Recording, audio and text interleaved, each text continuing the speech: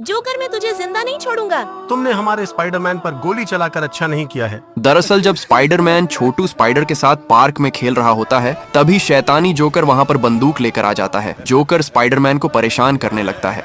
Spiderman joker के सामने बहुत गिड़गिड़ाता, लेकिन शैतानी जोकर पर कोई फर्क नहीं पड़ता है। जोकर गुस्से में आकर स्पाइडरमैन पर हमला कर देता है। स्पाइडरमैन जोर से जमीन पर गिरता है।